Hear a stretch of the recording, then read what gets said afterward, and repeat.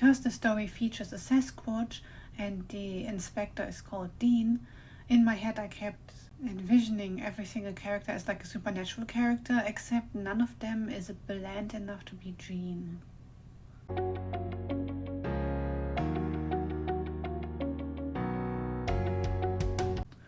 Hey guys, welcome back to my channel. I'm Kat and today I would like to talk about Tales and Fudge Brownies by A.R. Winters.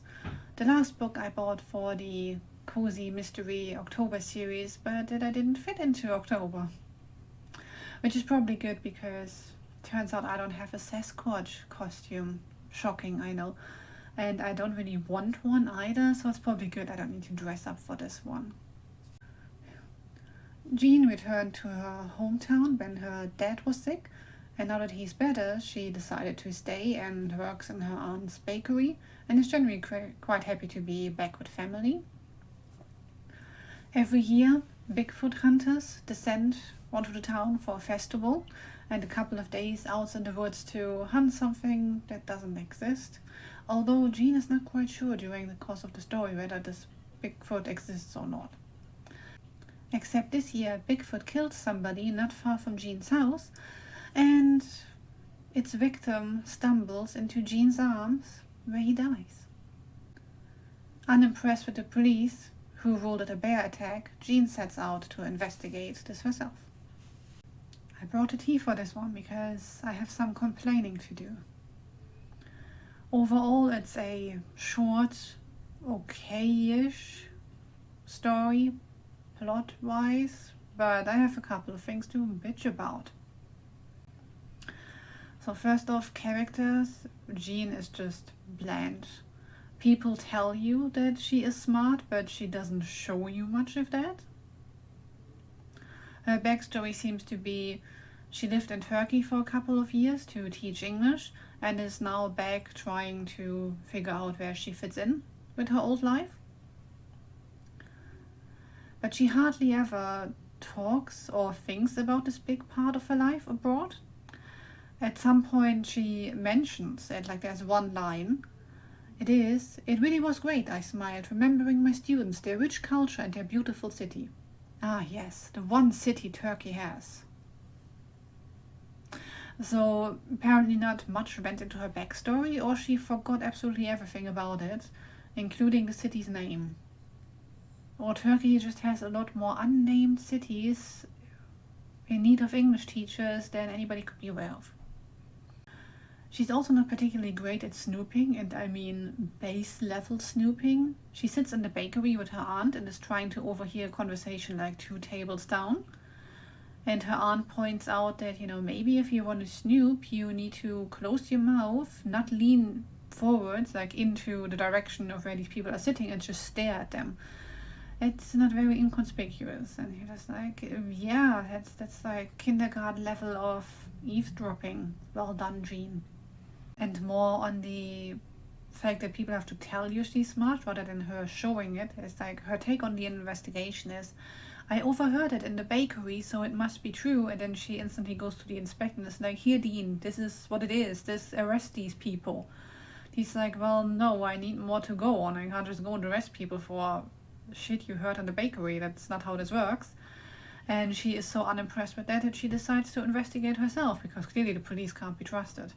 I mean, the police obviously can't be trusted looking at 2020, but this plays outside of our reality, and you would still think police had like a base level of competence to offer, but Jean doesn't think so.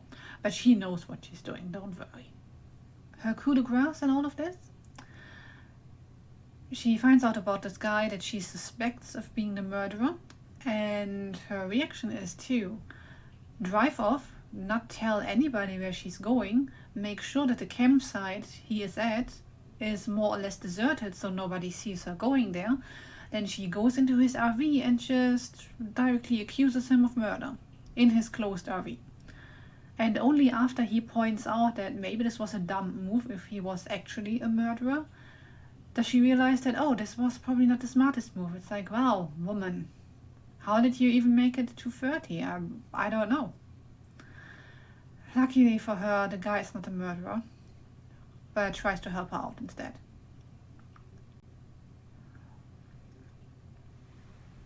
She has a couple of other quirks that made me pause.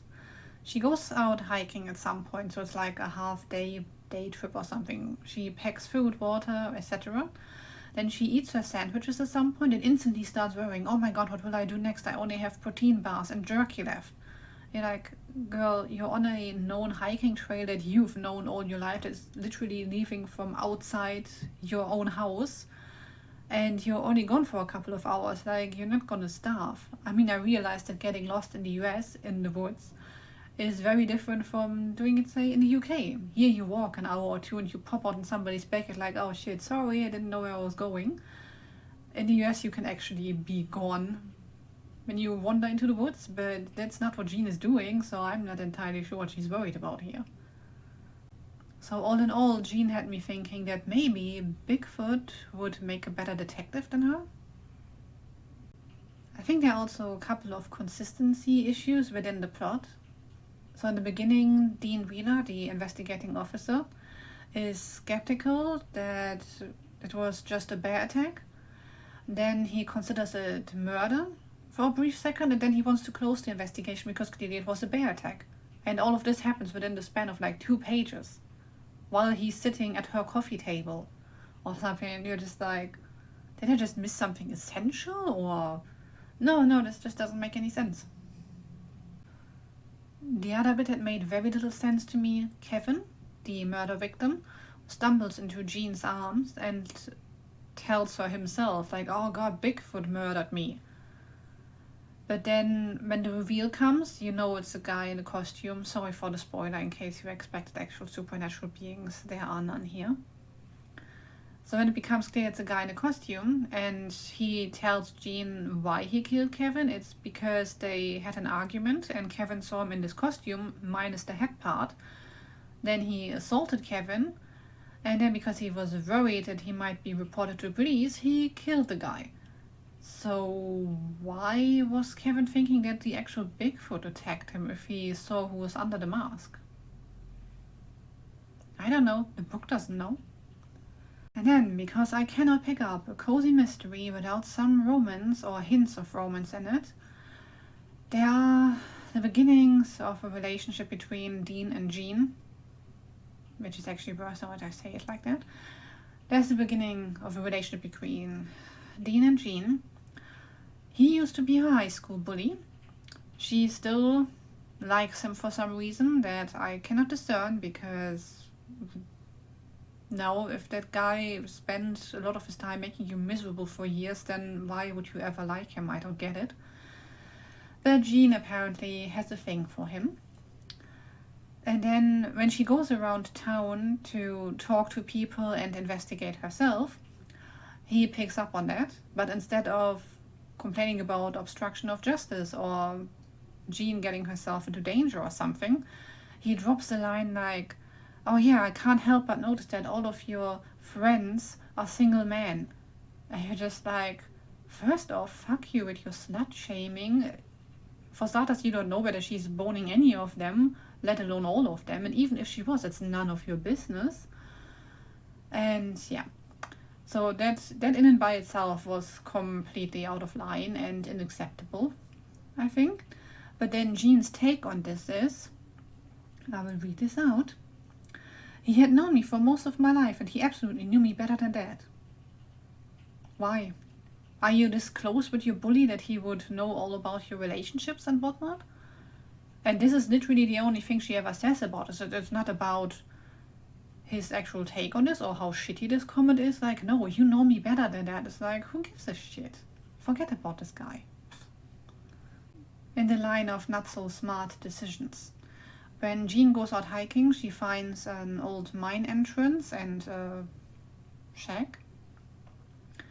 She sees the Bigfoot there, or at least thinks she sees the Bigfoot there, runs off, and then later comes back, dragging her best friend along, when they see the thing again. But this time her decision is, oh, I should go after it. And her best friend is like, are you out of your mind? And as the reader, you're like, yeah, are you nuts? As well, if you actually assume that this is a wild animal, then what exactly do you have to do anything about it. Like, she had no weapon, no tranquilizer, no secure means of communication, because cell phone signal wasn't really a thing up there either. Just like, what you gonna do? Bore this thing by talking to it, or give it an English lesson, or I don't know.